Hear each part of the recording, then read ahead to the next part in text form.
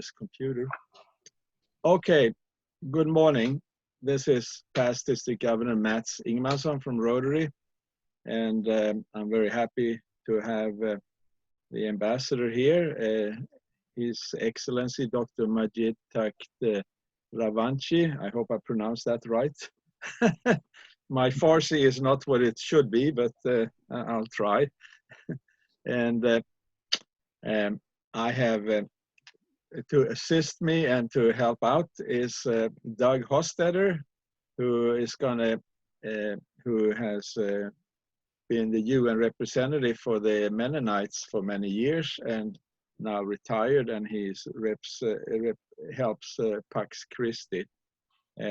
Doug, we will have some householding items. We will have, you can ask questions in the Q&A function, and Doug and I and the ambassador will see these questions, but Doug will be the one making sure that they get attended to.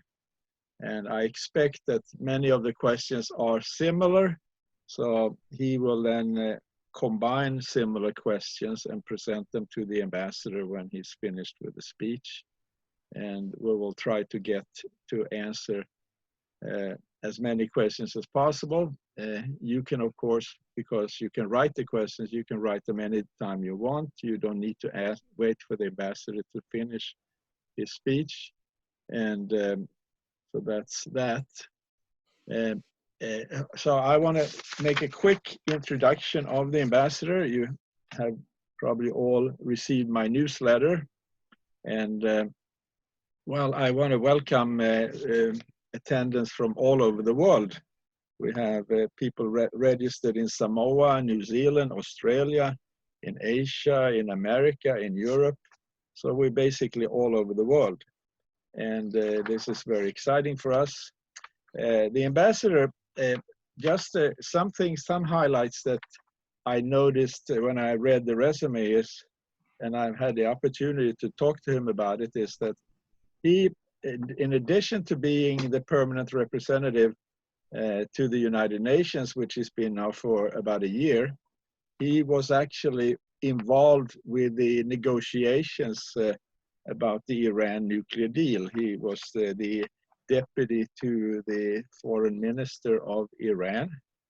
And prior to that, he's had some other senior positions also, as you can see in my newsletter. And so he was the number 2 person in the foreign ministry, and I suspect that he's still the number 2 person in the foreign ministry, even if they have another deputy foreign minister. So I assume you report directly to the foreign minister. And so anyway, what's interesting is that we may have a perception that Iran is somewhat remote to us, but the ambassador actually has an education very much in America. He had a master's in political economy from Fordham, and then he got a Master of Science in Civil Engineering from Kansas, University of Kansas, and a Bachelor of Science at University of Kansas. And in addition to that, he got a PhD in political science at the University of Bern in Switzerland.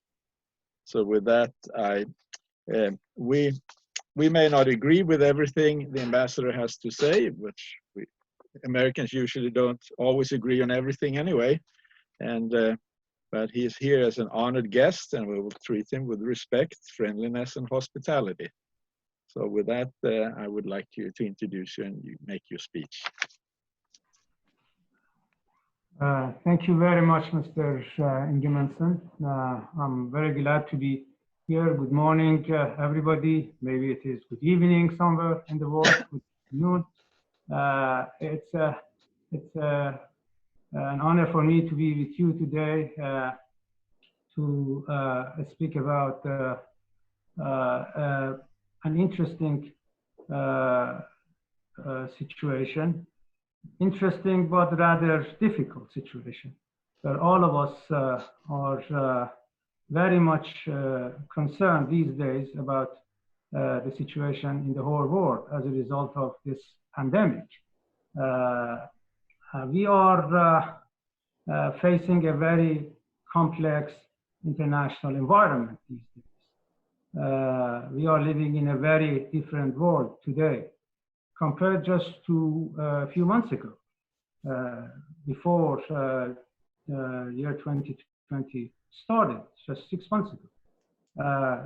COVID-19 has changed the whole world in different aspects. And the problem is that nobody knows exactly how long this pandemic is going to last. And the vaccine that everybody is very much looking for to arrive is not yet there. And it is not known when the whole humanity will have this vaccine in their hands. And even if you have the vaccine, it takes time to produce the necessary amount for the whole population in the world. The economy, the world economy is in deep trouble. We are facing the most severe economic and financial meltdown, unprecedented since the Great Depression. I can give you just a few figures that shows the deep crisis that we are in. 27% reduction in global trade in the second quarter of 2020. Unemployment, decline of almost 10.5% in total working hours, meaning almost 300 million full-time workers. It is expected that the GDP reduction in the whole world is going to be reduced between 2 to 4%. And it depends where you are in different regions. So in a nutshell, the world order is in disarray. Multilateralism, which has been under attack by the US for quite some time, is on the decline. And nationalistic tendencies are on the rise. WHO, which is the leading international organization in charge of the world health, is under attack. It is unfortunate, but it is the reality. So we are seeing a world which is more or less in chaos. So this is just an introductory statement about the world affairs. As an introduction to my statement today, which I have divided into 3 sections. The first section deals with Iran and the pandemic. Iran, as you know, has been hit very hard by the pandemic. Up to now, around 115,000 people have been affected, and around 6,900 people have died as a result of this pandemic. We are fighting 2 viruses at the same time. The first virus is COVID-19, and the second virus is the sanctions. You can imagine how difficult it is to fight both of them at the same time. But we are doing our best to offset both threats. At the beginning of this crisis, we were facing lots of difficulties. Medical equipment and medicine needed to be imported. Not all the items that we needed, but since we were caught by surprise, as everybody was, we needed to rely on the importation of certain medical equipment and medicine from outside. And as I have been referring to the sanctions, the lack of financial channel was the main obstacle in the way of importing medicine and medical supplies. On the paper, the US sanctions on medicine and medical equipment are none. In other words, medicine and food are exempt from sanctions, but in reality, they are not, because the financial channel needed for importation of medicine and food are very much affected by the US sanctions. Banks and financial institutions who are needed to be involved in any trade are hesitant to work with Iran because of the possible reprisal from the US authorities. So in this context, I want to refer to the US offer of medical assistance to Iran, which we consider as more propaganda than anything else. We were informed of the US offer through the news channels, through the news outlet, rather than through the usual channel, which is the Suez channel, which is the Suez embassy in Tehran, which is looking after the US interests in Iran. So that by itself shows that the US is more interested in propaganda than to actual provision of assistance to Iran. Had they wanted to give their help or assistance, they could have easily lifted the sanctions, so Iran could have used its own resources being blocked outside the country to buy food and medicine whenever there was a need. Therefore, we had to rely on our domestic capabilities to address and to solve the problems associated with the pandemic. Lack of test kits, lack of PPE, sanitizers, ventilators, and so on and so forth. All of those things had to be procured domestically. Nevertheless, we are thankful for some countries who have provided assistance to Iran, international organizations like WHO and other international organizations who have helped Iran in this regard, but most of the burden was somehow being taken care of through our domestic capabilities. Now we are almost self-sufficient in the production of many medical equipment, such as ventilators, such as test kits, medicine. Since there is no medicine that can cure this disease, as it is the case in other countries, we are also trying to find ways to cure this disease. But for the time being, no country is in the possession of a specific medicine to treat such a disease, but we are doing our best in this regard too. So with the help of the finest medical staff in the world, one of the finest medical staff in the world that we have, and with the availability of the equipment, medical equipment and medicine, it seems that we have passed the peak. It is too early to judge, but it seems that we have passed the peak, and we have to be careful. We have to observe the requirements needed to contain the virus. And with this decline that I'm referring to, I can tell you that some of our hospitals, fortunately, are working towards curing other diseases.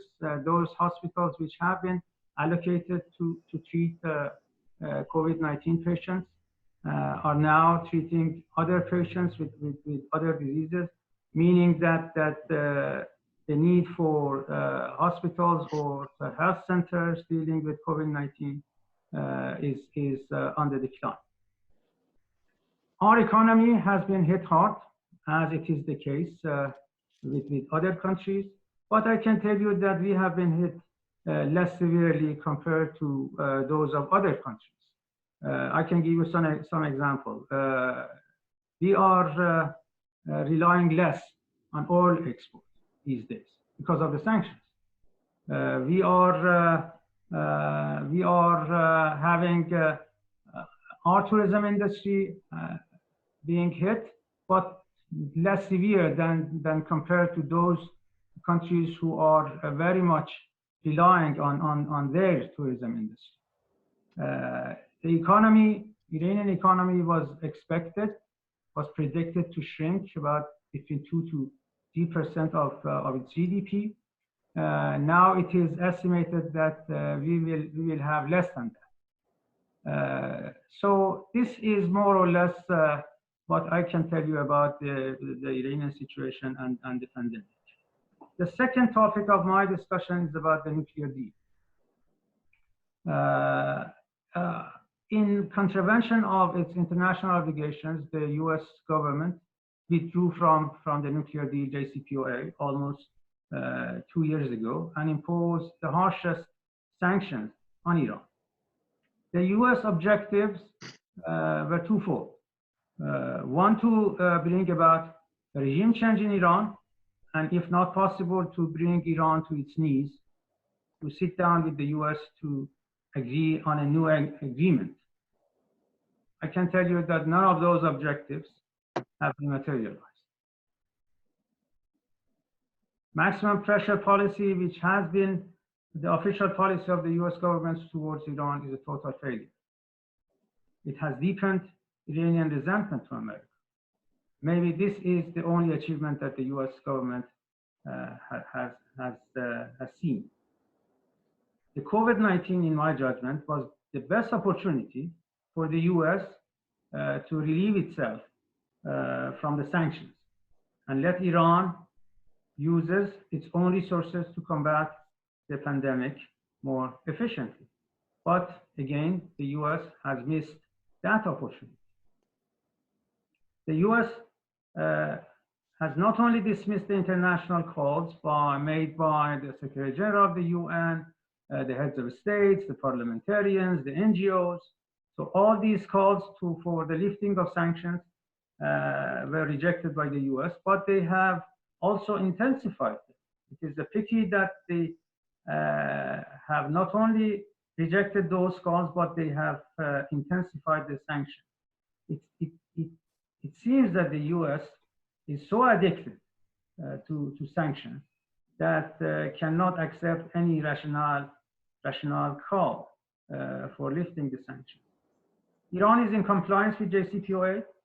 After the US withdrawal, Iran waited for almost 1 year to be compensated because the US withdrawal made the imbalance inherent in the nuclear deal almost in total disarray. That imbalance should have somehow be addressed. And the best way that can be that matter can be addressed was for the remaining participants of the JCPOA to help compensate the losses that Iran has received as a result of the US withdrawal. So after waiting for a year and after we saw no genuine efforts on the part of JCPOA participants, we had to resort to relevant articles of JCPOA to reduce our commitments in order to make the necessary balance in the deal and in order to save it. And we have said it on different occasions that as soon as we see the full implementation of the JCPOA by the participants, we will immediately go back to the full implementation of the deal. There will be hot discussions within the UN in the next few months, as you have seen that the US is suggesting that they will try to block the lifting of arms embargo against Iran, which is due to take place in October. The US will also try to introduce itself as a JCPOA participant. It is rather a very ridiculous proposition. Either you are in an agreement or you are out of an agreement. When you decided to leave the JCPOA, you should have thought that maybe you need to enter again. When they departed from the JCPOA 2 years ago, they clearly stated, the President of the United States stated clearly that the US has ceased participation in the JCPOA. So at the same time, you cannot claim to be a JCPOA participant. The US has violated Resolution 2231 of the Security Council, imposing sanctions on Iran in contravention of its obligations. The US has not participated in JCPOA Joint Commission meetings comprised of JCPOA participants because they thought that they didn't need JCPOA anymore. All of a sudden, after 2 years, they have come to this understanding that in order to bring back the old resolutions against Iran in the Security Council, they should introduce themselves as JCPOA participants, with a proposition which cannot be accepted by the international community. The last topic of my discussions today is about Iran and the region. The Middle East region is in turmoil. We have the continuation of crisis in Syria, Yemen, Libya. We have uncertainties in Iraq arising from the emergence of Daesh. So we are living in a very uncertain environment, to say the least. COVID-19 has taught us the lesson that we need to join forces if we want to tackle regional and international problems. That is why we have been supportive of the UN involvement in all of these hotspots. We have worked closely with the UN for peaceful resolution of all these problems. In the Persian Gulf region, it is high time, in our opinion, for all regional countries to work together to address and resolve different challenges facing our region. We have commonalities with our neighbors. We have same geography. We are living in the same geography. We have the same history. We have the same culture, same religion. Although we have also challenges. There is a mistrust between the neighbors, environmental degradations, arms buildup, foreign intervention, economic difficulties, COVID-19. So there are a lot of issues, a lot of challenges facing all of us. But we believe that through inclusion and not exclusion, through cooperation, not rivalry, through good neighborliness, rather than interference in the internal affairs of others, regional countries can build a better and safer region. That is why President Rouhani, in his statement before the UN General Assembly last year, made our proposal, which is called HOPE, Hormuz Peace Initiative, as a necessary initiative that can bring about peace and security to our region. We are hopeful that Iran and its neighbors could arrive at an agreement and understanding in the near future. What is the road ahead? I think COVID-19 and its socio-economic challenges may result in more instability in the region and beyond, including through more acts of terrorism and the new flow of refugees.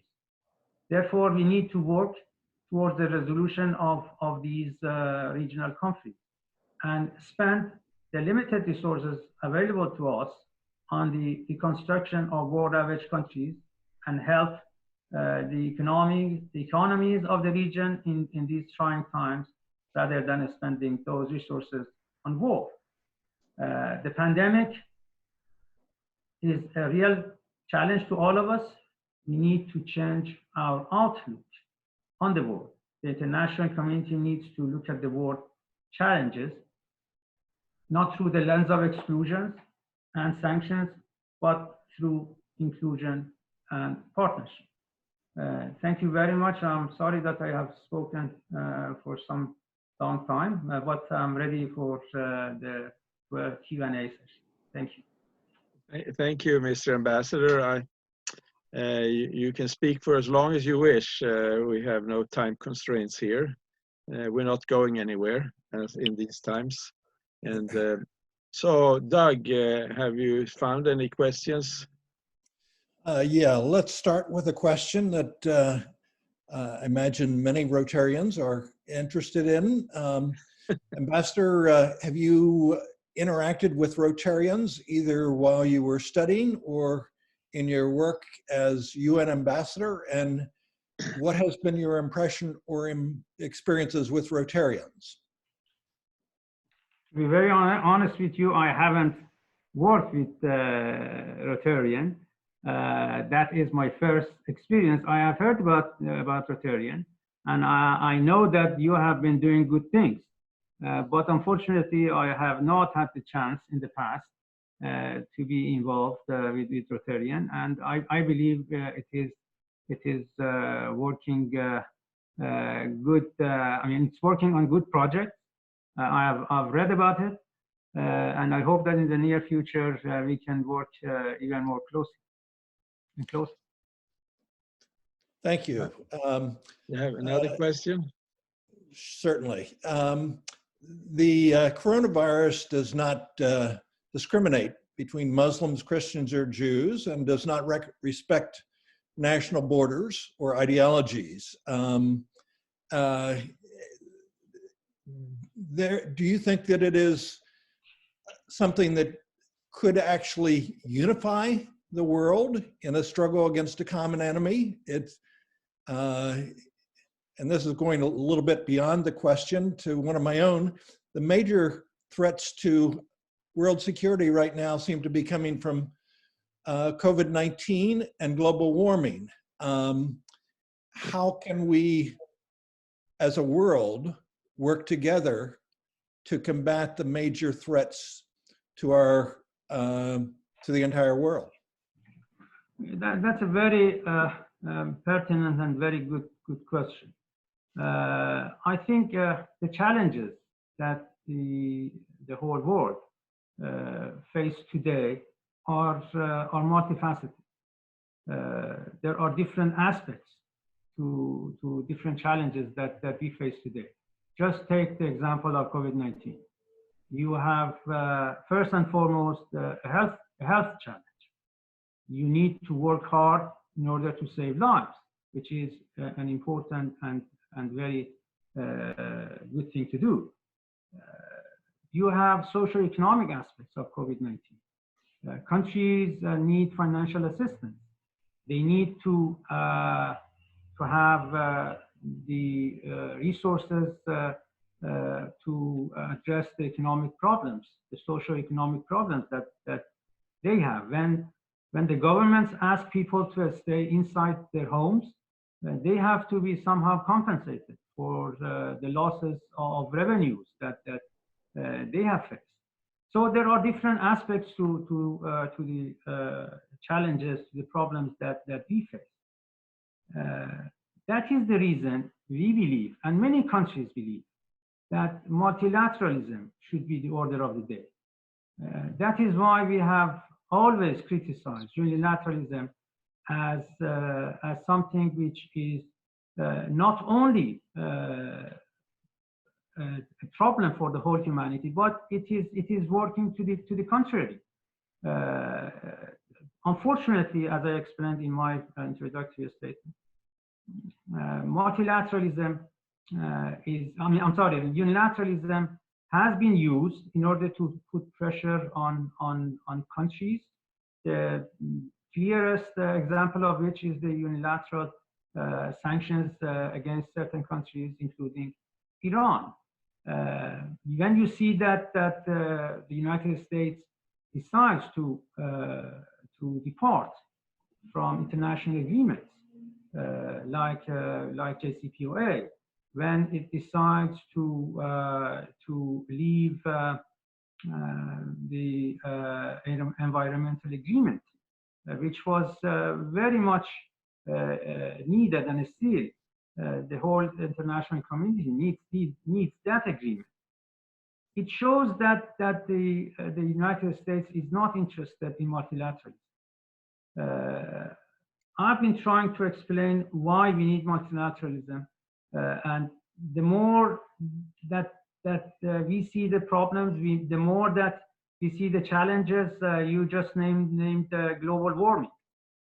Besides COVID-19, global warming is another multifaceted problem that we face today. So the only solution, in my judgment, is to resort to multilateralism. We are in the same boat, whether we are talking about COVID-19 or other pandemics, or whether we are talking about global warming and other difficulties that we face today. We need to apply multilateralism and use every opportunities available to us through the United Nations and other international organizations to deal with the situation. Therefore, in a nutshell, what I can tell you is the more that we move away from unilateralist tendencies, the more that we grasp multilateralism, the better off that we will. Next question. Okay, several people have asked about the roles of civil society or educational institutions that might be used to bring Iran and the US or other Western countries together. Are there ways in which those of us in the non-government organizations in the civil society might be able to contribute towards building peace and understanding between Iran and the Western world? I do not subscribe to the idea that the Western world and Iran, I mean, the Western world is an entity which has the same positions on every issue, and Iran. So Iran and the US have certain problems, but while we have some differences with some European countries, we do not consider our relations with the US as being similar to our relations with European countries. Although we have, as I said, we have certain difficulties with the positions that the Europeans take, and they have the same feeling towards us. My point is that yes, that the Western world is not does not have a united position with regard to Iran. As far as Iran and the US is concerned, the problem with that is the following. The US has tried in the last 40 years to use every opportunity to put pressure on Iran. And as I explained in my statement, they have the illusion that they could have a regime change in Iran. And they have done everything at their disposal to achieve that objective. And they have not been successful in reaching that objective, and they will not succeed in the future. So that is the reason why they have been applying sanctions on Iran, using every avenue that they have, and it doesn't matter whether the sanctions affect the ordinary people or not. For them, the sanctions is something sacred. It is, as I said, like an addiction that they cannot, leave them. So that is the problem. As long as this mentality persists in Washington, that they want to use every opportunity to put pressure on the Iranian people with the illusion that one day the regime will be changed. So we will have the same status of the Iran U.S. relations as we have today. The role of civil society, I think, is important in order to show to the general public in the U.S. and in other parts of the world the realities of Iran-U.S. relations and how Iran has been the victim of U.S. animosity towards the people of Iran. Just take this example of JCPOA. The U.S. signed on to an agreement with other countries, with other powers in the world. We spent many years in arriving at the conclusion related to the nuclear file. And finally, we reached an agreement, which was not something totally satisfactory to Iran and not totally satisfactory to other participants of JCPOA. Nevertheless, it was an agreement which should have been observed by all. But you see that the U.S. decided to withdraw from the nuclear deal after less than 2 years. Therefore, it shows that what they are interested in is to use every opportunity to put pressure on Iran. And as I said, as long as this mentality is there, we do not see any possibility for anything different from what we have today. I noticed you said that if America wants to join the agreement again here, you would be willing to restate it as it was before. Is that correct? No, if they decide to genuinely implement the requirements of the deal, they should state that they are ready to join the JCPOA, and do not forget the fact that we have suffered a lot in terms of the problems that we faced in our economy for the last 2 years as a result of the U.S. sanctions. So this aspect of the problem has to be addressed as well. So it is far from the reality that the U.S. wants to join JCPOA, and we have said that for the time being, if the remaining participants of JCPOA go back to the full implementation of the deal, Iran will again implement its obligations, and all sides will be in total compliance with the requirements of the deal. But what the U.S. is out of the deal. I was referring to the obligations that the remaining participants of JCPOA have, including Iran. If the other parties in the deal respect their obligations and go back to the full implementation of JCPOA, definitely Iran will reciprocate and will do the same. Okay, Doug, any more questions? You have a lot of questions there, I can see. Yes, we have a lot of interesting questions. It is interesting that nuclear weapons have proved to be quite ineffective in dealing with COVID-19. This was, of course, made quite clear when the nuclear-armed aircraft carrier Theodore Roosevelt actually became infected and had to come into port and clear itself of its sailors. So it is clear that, and the biggest nuclear powers seem to have actually responded the worst to COVID-19 in their own countries.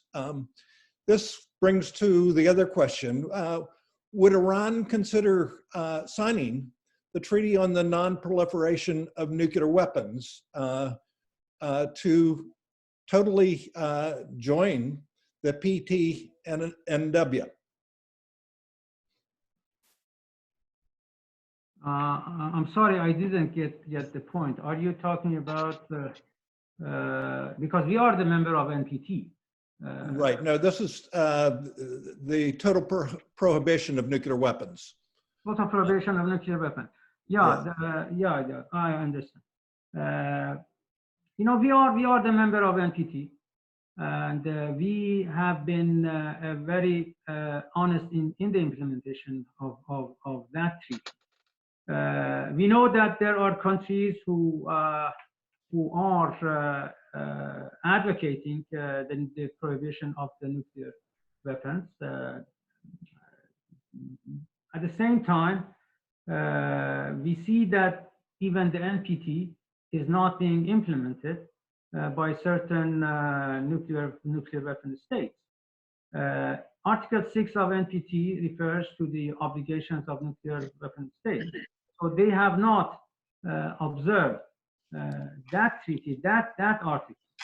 So while we understand the eagerness of many countries to promote the prohibition of the nuclear weapon treaty, at the same time we are concerned that the obligations of nuclear weapon states are not being honored, and that is why we believe that NPT should be implemented in its totality. Other provisions of NPT, like the provision of certain things that non-nuclear weapon states need for peaceful use of nuclear energy, those provisions have not been also implemented in their totality. Therefore, while, as I said, while we understand the concerns of some members to promote the prohibition of nuclear weapon, at the same time, we think that these concerns that I was trying to explain as regards the lack of implementation of NPT should also be addressed, so that all of us, all the member states, will be clear as to what we are going to achieve, you know, as a result of the implementation of the new proposal for banning the nuclear weapons. Okay. More questions, Doug? Yes. In relations to the Secretary General's call for a global ceasefire, does Iran support that call, and would Iran be willing to implement it? We have been working with other members of the UN towards this idea. The non-aligned movement, comprising of many countries, more than 120 countries, have expressed itself on this very important issue. This is an important proposition by the UN Secretary General, and as I said, we have been working closely with our partners within different groupings in the United Nations, including with the non-aligned movement, and we have expressed ourselves on this very important issue and very important call by the UN Secretary General. Okay, next question.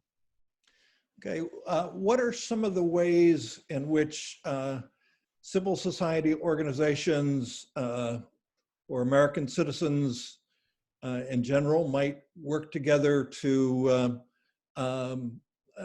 bring peace and understanding, cultural exchange with the people of Iran?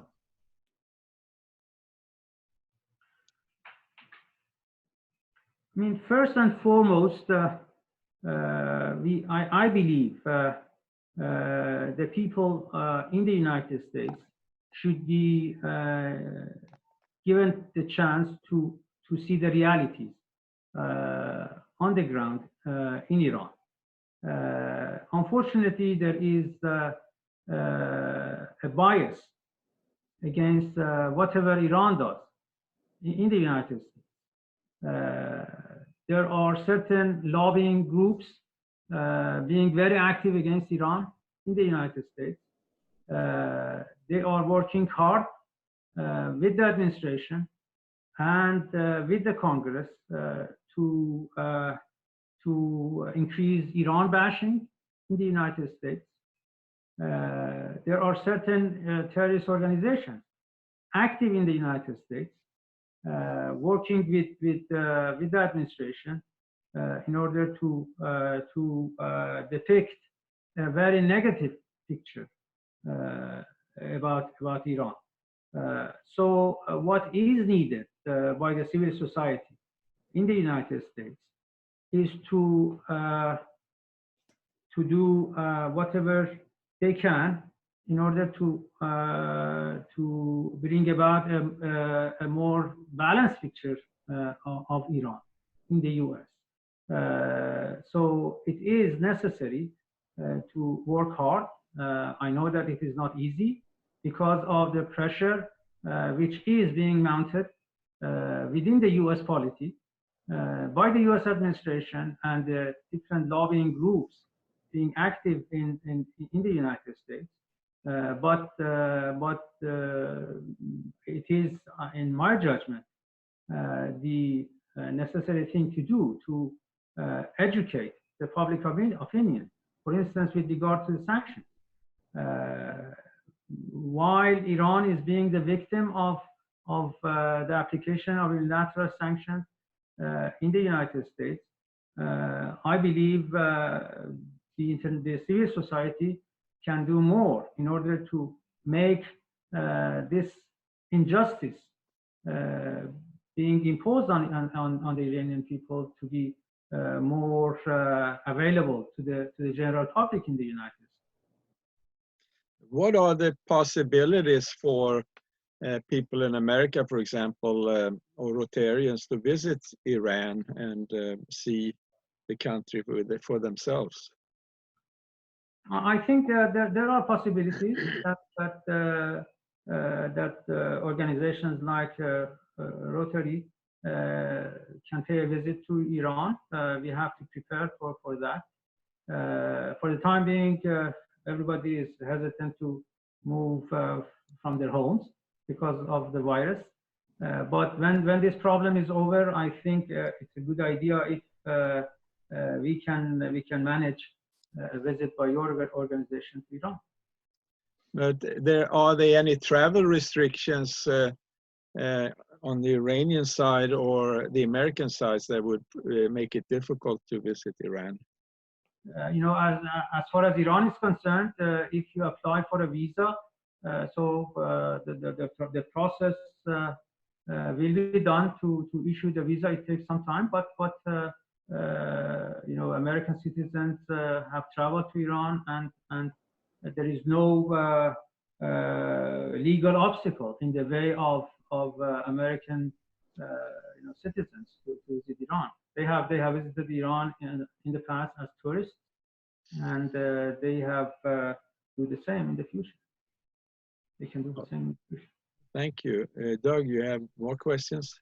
Yes. One of the participants expressed concern that the U.S. might be tempted to launch a low-yield nuclear cruise missile against Iranian centrifuges, and they observed that Russia has said that if nuclear weapons were used, they would consider it an attack on Russia. Would you want to comment on any of those questions? No, I'm not in a position to comment on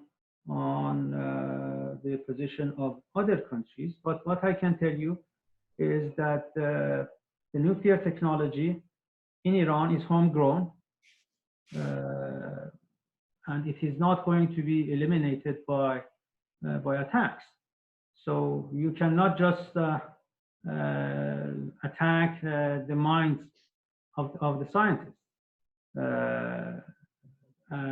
Using you know, military means to attack definitely would be the last things that are I mean the United States can think of because of the consequences. So Iran should not be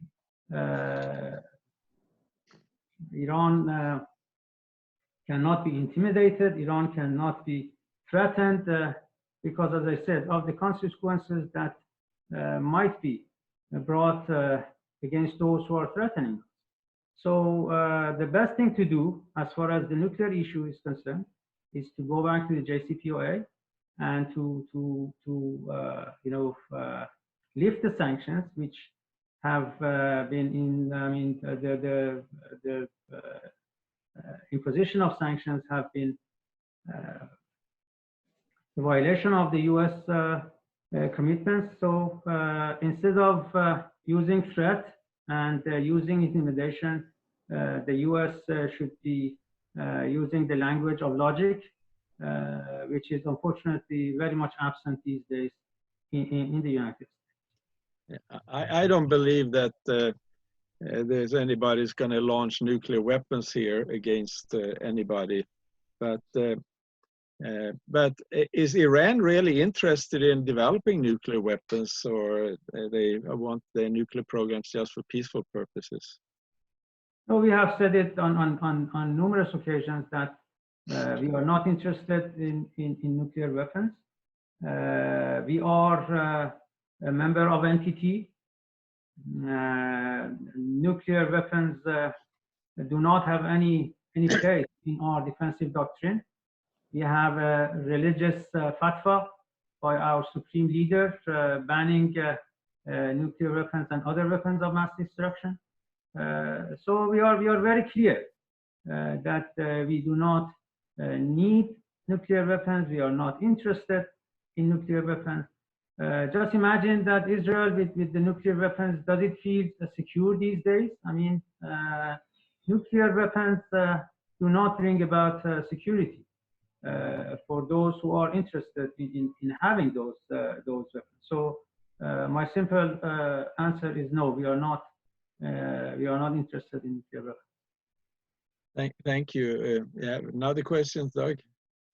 Yes. A number of years ago, Iran really had taken the leadership in launching the Alliance of Civilizations to try to promote communication between the East and the West, and to counter the Huntington theory of the clash of civilizations. There has been some speculation that the Revolutionary Guard in Iran has pushed the government to withdraw from the earlier leadership in that position. Would that be true? And what is the role of the internal politics in Iran in Iran leading the efforts towards bringing civilizations together?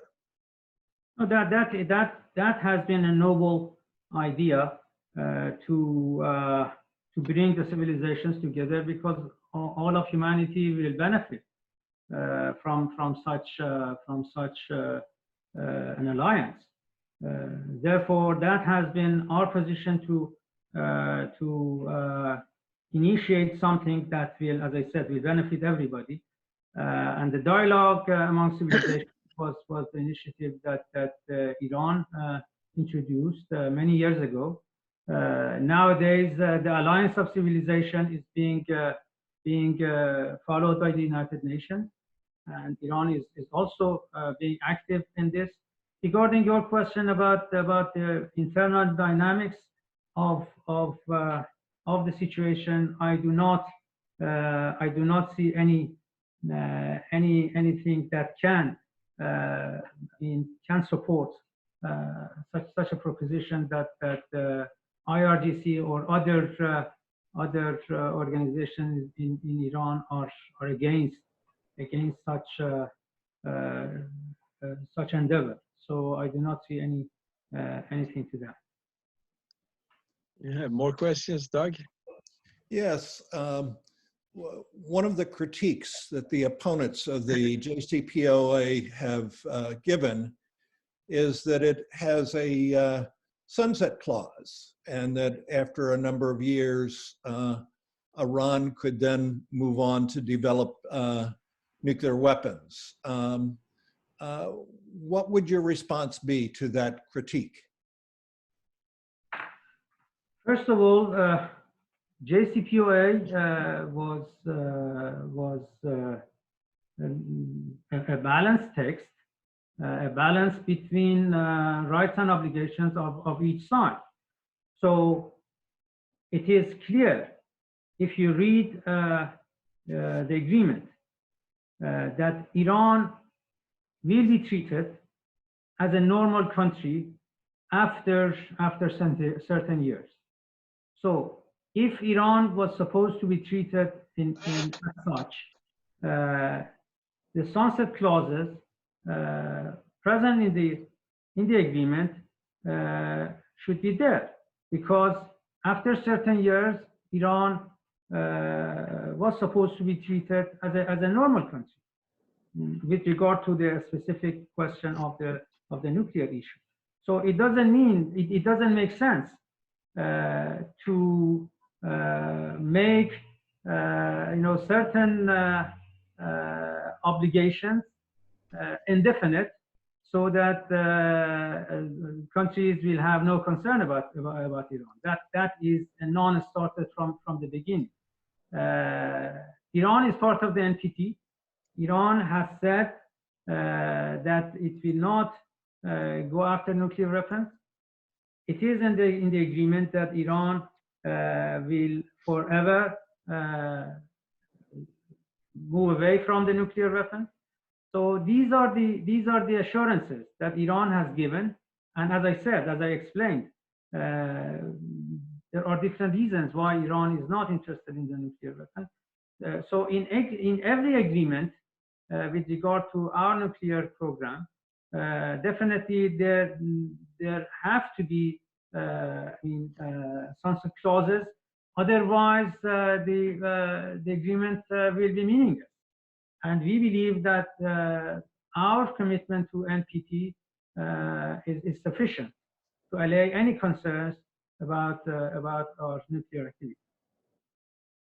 Is it fair to say that Iran would like to be treated with respect and being treated in the same equality as most other countries are in the world?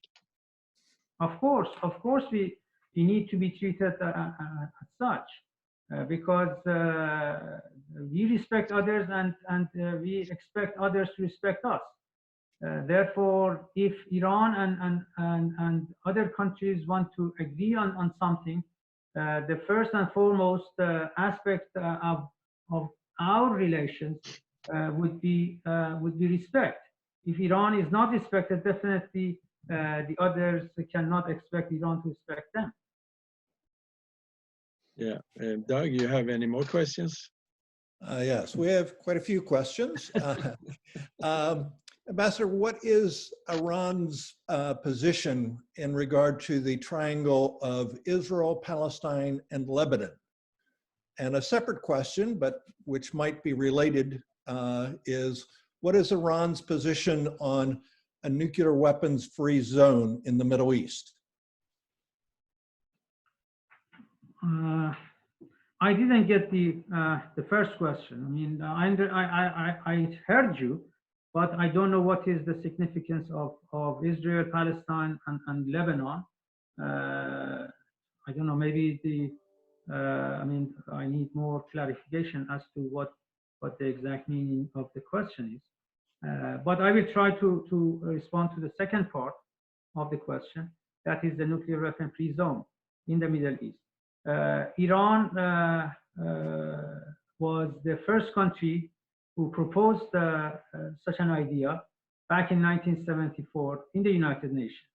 Since then, we have been advocating the establishment of such a zone in the Middle East. And we believe that the establishment of such a zone will be beneficial to all countries in the region. The problem with the realization of such an endeavor is the lack of interest on the part of Israel to join such a zone. Israel is the only entity in possession of the nuclear weapons in the Middle East. So as long as they are out of this endeavor, there is no utility in establishing such a zone. Although, as I said, we have been advocating the establishment of such a zone, but it requires all in the Middle East to be part of this zone. And Israel, as a sole entity, not being ready to join, that means that the whole region will be in trouble as long as their nuclear arsenal are not being treated in such a way. We have now gone on for an hour. I see that we still have, most people are still attending and we have questions coming in. If you don't mind, there's interest for you to continue here. Would that be okay for you? I'm okay if you can just give me when the meeting is going to finish, because I have other engagements, so I'd appreciate if you just well, the meeting would be over whenever you want it to be over. So. Perhaps there's one question which I think might be a good way to end, which is for you to tell us a bit about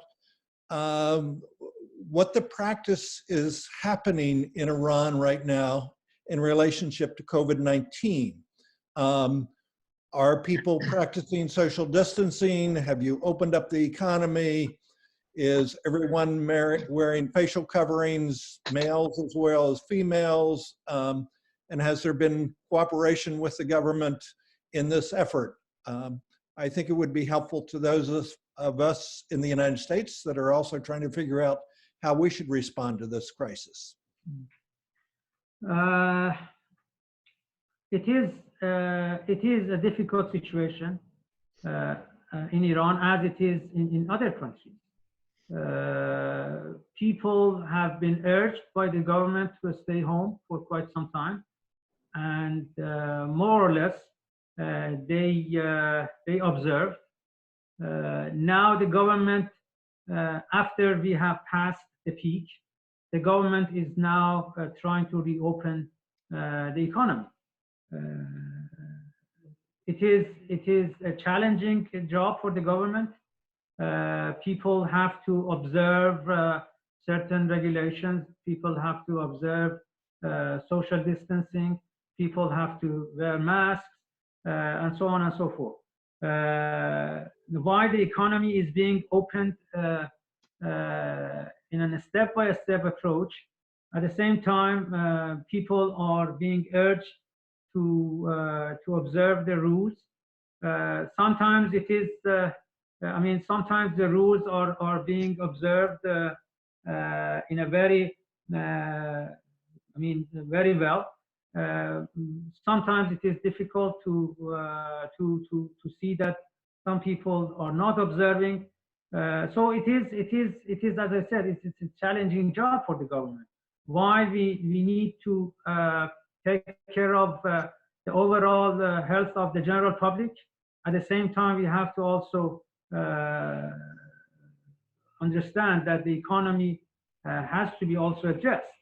Therefore, while the economy is being opened in a step-by-step approach, the people are still being urged to observe, and more or less the people are observing. Maybe you see, some instances that people do not wear masks, or maybe social distancing is not observed all the time. But generally speaking, I can tell you that people are more or less observing the rules, and this is the only way that we can be assured that this pandemic will be contained, over time. And this is the only way that can be done, no matter whether you're talking about Iran and other places.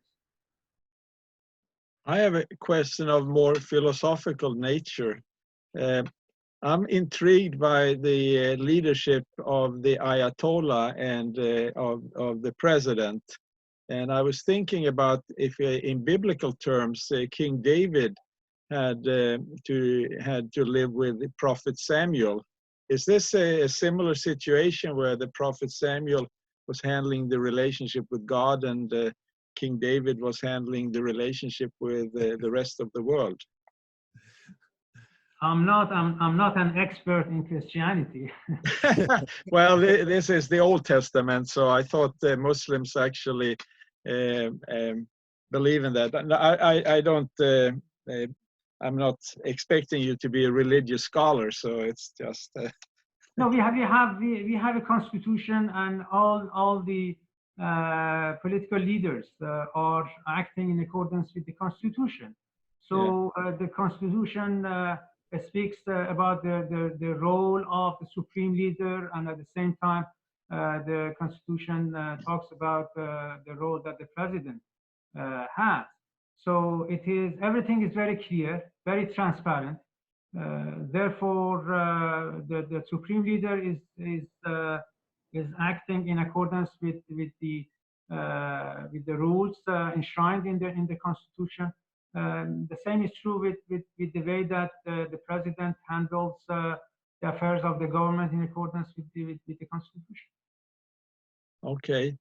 Well, is this a good time to end the session? I want to thank you for having answered the questions so willingly, and people are still here. Most people are still there, which is a very good sign, and we have more questions, but I want to thank you for this, and for those who haven't been able to watch this, this is being recorded, and we be able to post. Does Mr. Ambassador, do you have a problem with us posting this recording? No, that's fine. That is okay. fine. Thank you. So I'm going to end the recording now, and